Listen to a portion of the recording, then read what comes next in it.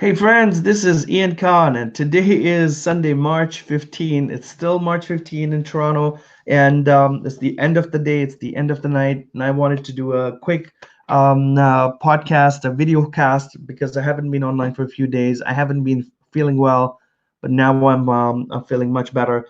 And here I am. I wanted to talk about this rapidly expanding situation with COVID from where I am, and I've been recently traveling as well. I just want to share some of my insights and share some things that I have observed that could be useful for you. Undoubtedly, the entire world is undergoing a big challenge right now, and from Morocco to Malaysia and from India to Indonesia, everybody across the world is battling this one health crisis called COVID-19. We all are in it together. We all, as humanity, are going through this test of fighting a disease that's a pandemic now, and it's changing how we do things, what we do, how we work, how we live. Over the last 1 week, there's been a dramatic amount of change. A lot, many more cases. In some cases, in China, as an example, officially the news says that cases have gone down and they've controlled the spread a little bit. The number of deaths have gone down, but in countries like China, or like Italy and Iran, cases have gone up. And that's the bigger challenge: is cases are not linearly going up, but they're just doubling every now and then. And the big question is, how much of information that we know about COVID is real, how much of it is factual, and how much if of it is not factual. There are many different places where you can track real-time progress of COVID. Of course, I know you're probably glued to the news. Nobody's working. People are struggling to focus their attention on one thing. But there's a few different places where you can watch what's happening. One of them is the coronavirus global cases by the Center for System Science and Engineering, CSSE, at Johns Hopkins University, JHU, and their website is arcgis.com. And they have a really nice dashboard of what exactly is happening right now and where things are going. If you look at it, I'm going to turn around my camera right now. I want you to see this. I have this chart open in front of me right now, and China is at 81,000. Well, total confirmed cases across the world are about 169,000, but China is leading at 81,000, Italy 24,000, Iran 13, almost 14,000, and the list goes on and on. Germany, France, US. France has increased, and you can now see that the epicenter of COVID has moved away from Asia, and it has moved to more to Europe. So Europe is definitely facing a lot of stress and a lot of strain here. In terms of deaths, I mean, China has officially claimed 3,000, almost 3,099 deaths. Many people are claiming that this number is not correct, and officially China has not come out with the right numbers. But that's a different debate altogether. But Italy has had 1,800 deaths, Iran 724, Spain has had 292. And I'll tell you about this. I was in Spain a few weeks ago, and what I saw there, France, Korea, DC, and a bunch of places. But there's also recovery. People have recovered from COVID. There's total of 77,000 recoveries, and we shouldn't undermine these recoveries. There definitely has been a change, and we should acknowledge that. Uh, this and many more different graphs and charts are available, and these charts can tell us what exactly is happening. Now, if you look at the news, there's a terrible amount of news out there, and I want to show you some of these news that what exactly is happening.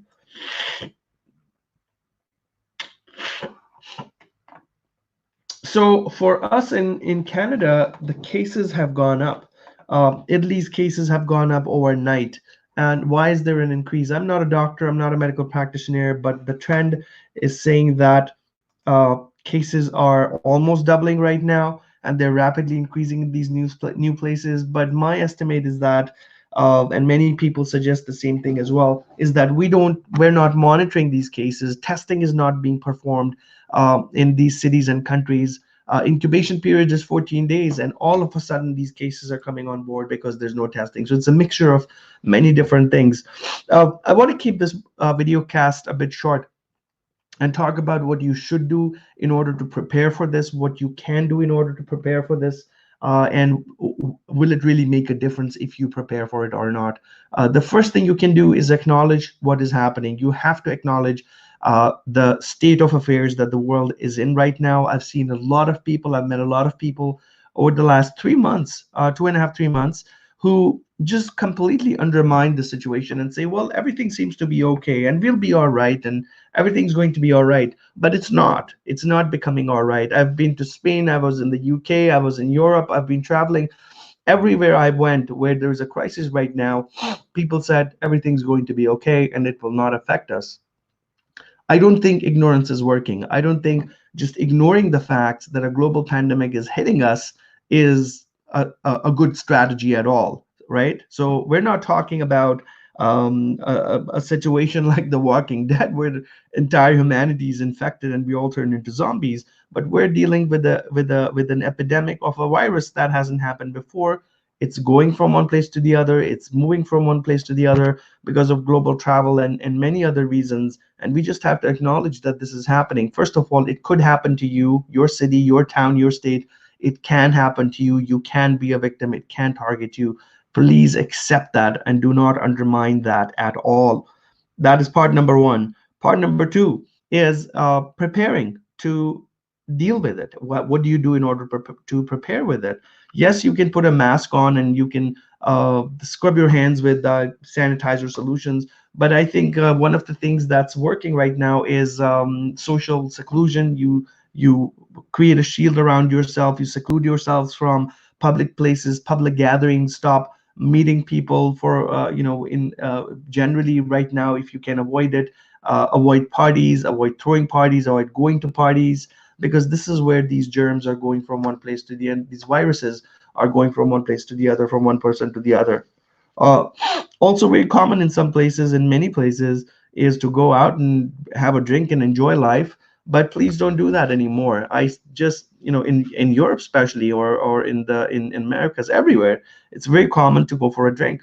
But this is a big problem, and you should really avoid all the places where you go and you can have people. There's multiple people.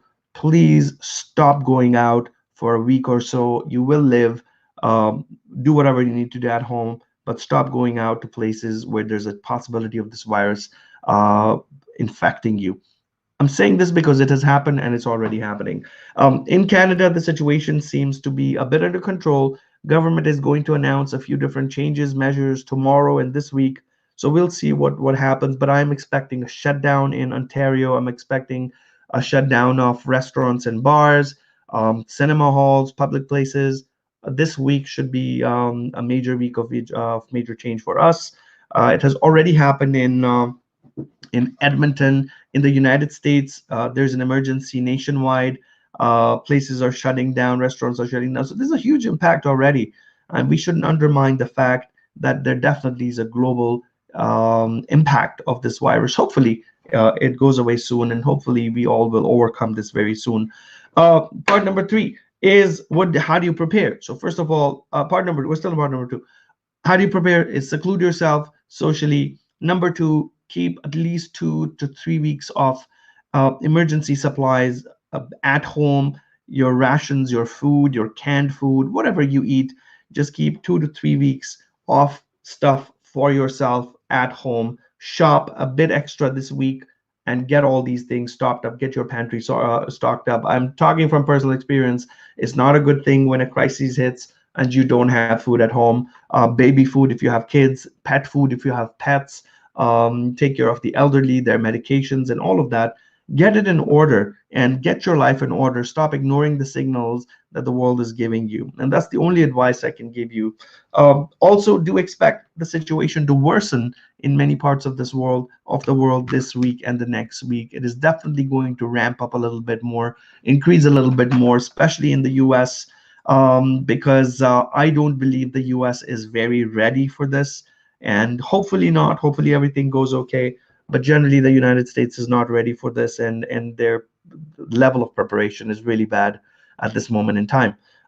Time will tell. We wish our southern neighbors all the best and hope everybody is spared from the tragedy, the inconvenience, and all of that that's happening in the world right now.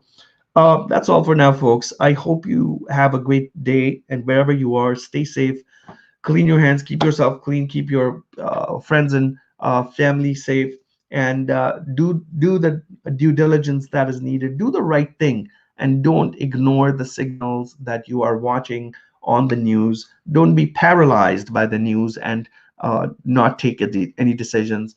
Make a decision that you want to help yourself, protect yourself, and do the best for yourself. Do it, do it, do it, and do not wait for others to tell you you shouldn't do it and you should ignore what's happening. Please do not ignore what is happening right now. This is a very serious affair. I wish you all the luck. You take care, and I'll be back with an update tomorrow night. Have a great night. Have a good day. Take care, my friends. I wish you good health.